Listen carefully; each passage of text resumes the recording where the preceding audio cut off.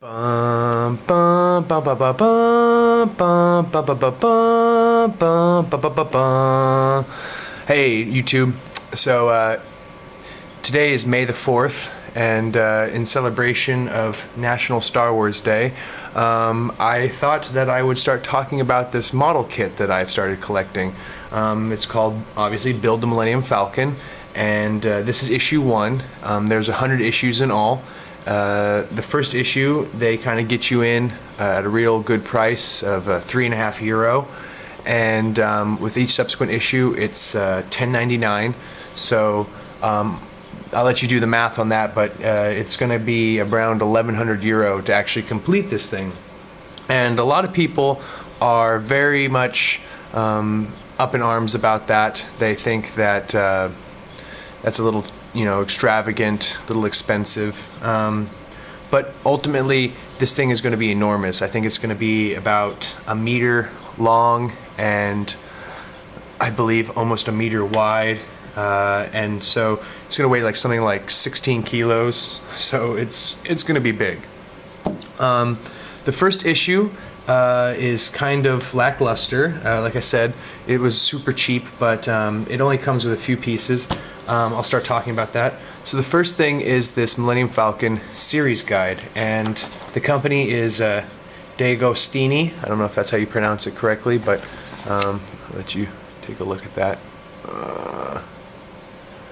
So anyway, so the book itself, let me try to zoom in on that. The guide, it has some of the details that you can expect with this. This is obviously what the final product's going to look like. This one's far more detailed or weathered than the one that I'm going to be building. I mean, I'm going to have to put some of my modeling skills to the test in order to do so. But kind of breaks down, here's a wider idea of what it'll look like. So you can see that it comes with interior details, light up features, stick-on adhesives. It's got a working ramp and heavy laser cannon. It's actually going to have lights that light up even in the front. So it's really cool. Like I said, it's going to be expensive and it's going to take a while to build. Each issue comes out once a week, so 100 weeks to build the whole thing. In the first issue, you also get this blueprint. It's massive, and it's 1-to-1 for how big the actual thing's going to be. I don't think I can get all this in the shot, but let me see if I can zoom out. No. So gives you an idea how big this thing's going to be. I mean, here's my hand for reference, and I have large hands actually. I mean, this thing is going to be really, really freaking massive, and you can kind of see generally how big this thing's going to be. So on the back of the blueprint, they break down the pieces and which issues you're going to be getting the superstructure and the hull plating, to the bottom plating and the bottom structure, and you're going to be building the actual passenger seating area. So with the holographic chessboard, and it's really cool. I actually would really love to frame this for my house. I think the framing would probably cost a pretty penny, but those come with the first issue as well as this magazine, Build the Millennium Falcon. Let me see if I can zoom in a little bit. Okay, so the first page is just table of contents, a little bit of history, and some stat figures on the actual Millennium Falcon, talking about how it's 34.37 meters by 25.61 meters and has a height of 8.27 meters. Maximum speed in atmosphere was 1,050 kilometers per hour.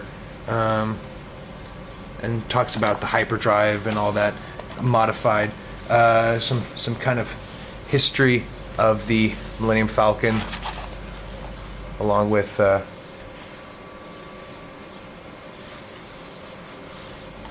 sorry about that. So, history of the Millennium Falcon, some details about Han Solo. Then on the next page, we talk about the quad laser cannons. This is kind of a technical piece of information. I just recently watched the New Hope episode 4 again, not for the first time, obviously, and I noticed that the cannons go in opposite directions, and I always thought that was kind of weird that there wasn't seem like there was any gravity affecting them with their hair being pulled down or something. And I found, and if you read this, it explains that not only is this cannon not stock for a YT-1300, which is the classification of starship that the Millennium Falcon is, it's heavily modified, and so I guess you could say that the Millennium Falcon is a not so stock Corellian YT-1300. And so the quad lasers are actually military grade, and each gunnery pod actually has an independent gravity well in it, so that you never get disoriented, even though you're technically upside down. You feel as if you're right side up. Kind of interesting, these technical readouts talking about this. And then it talks about how the field of fire that the guns actually have, and how they actually have a kill zone where you can't fire in this area because of the retcon antenna. Very interesting stuff, actually. I mean, kind of pulling some science into science fiction and explaining some of the things that fans may have noticed and talked about. So then we have this breakdown of Tatooine. Each issue shows the names of the sun or the stars and the moons and the neighboring planets. Gives a breakdown of some of the orbital positions and distance from the core. Gives you a map of Tatooine, some special characteristics of the actual planet. You see that it only has a surface water of 1%, which I actually kind of found was surprising. I thought it was a never-ending sea of sand. Talks about Mos Espa and the pod racing arena. Some of the trade industries, some information about the actual planet, and it was a nice read as well. So this is really cool, this first issue. I mean, I guess that's where we get introduced to the Millennium Falcon, was in episode 4, so it's only fitting that Tatooine gets talked about in the first issue.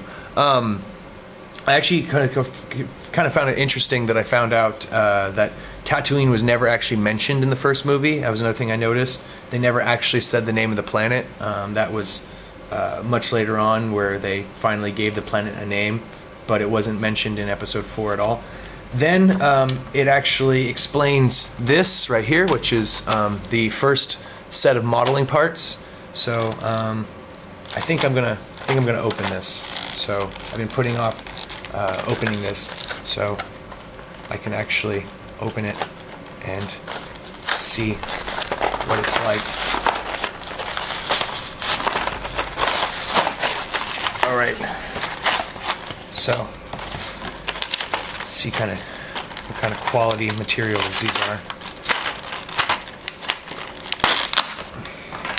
So the first thing, these are the framing pieces for the actual structure that the whole plating will attach to. These are actually really pretty high quality die cast metal. I believe it's die cast. Really tough stuff. I was surprised. I thought it would be more flimsy than that. So there's that.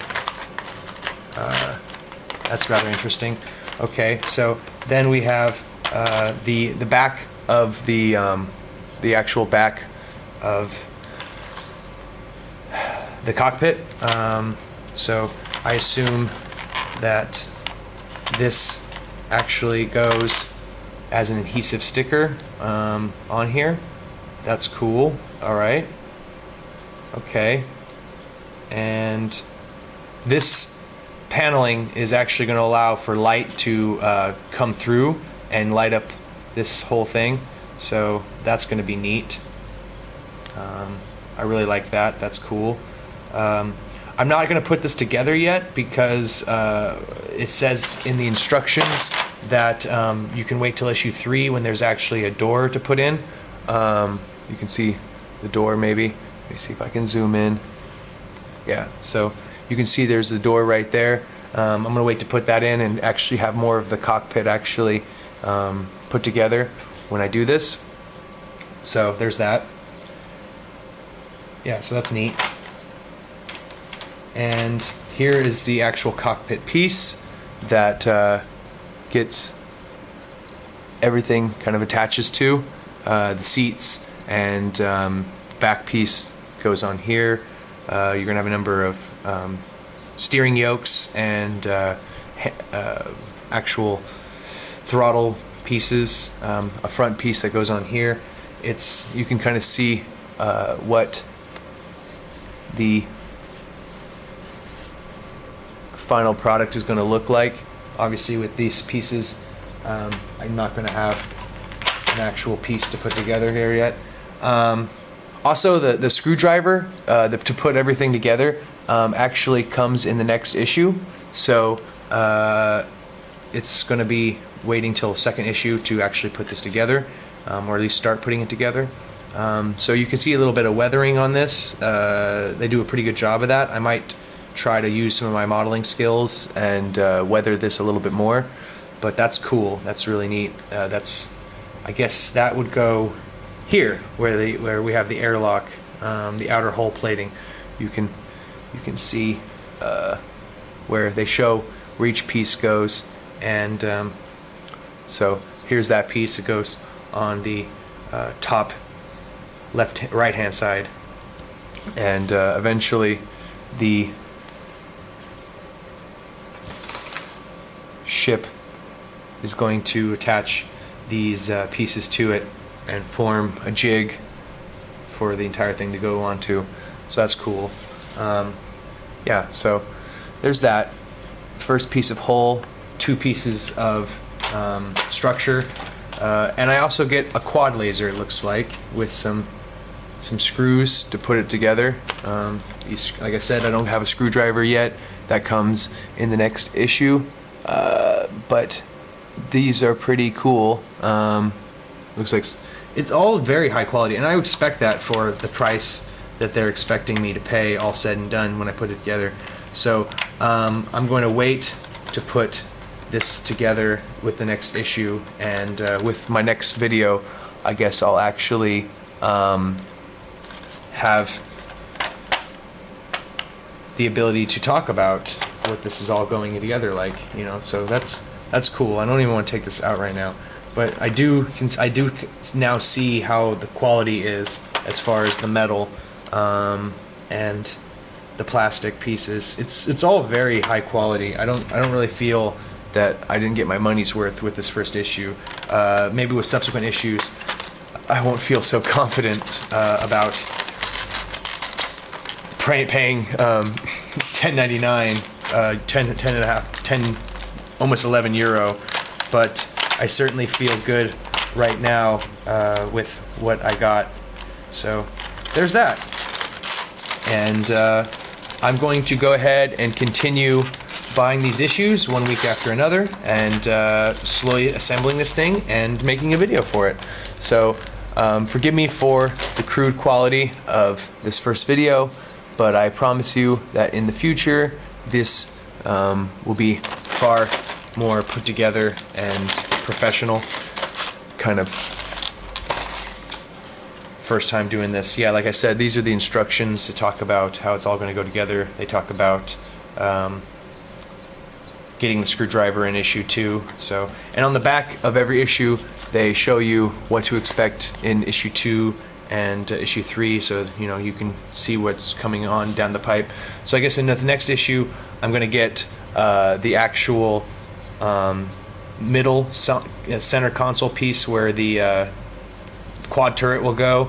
I'll get a screwdriver. I'll get some mounting pieces to actually put the structure together, and then I'll get the front control panel that has all the instruments, the instrument panel. And then with issue 3, it looks like my cockpit will be done when I put together, I got these throttles and these yokes to actually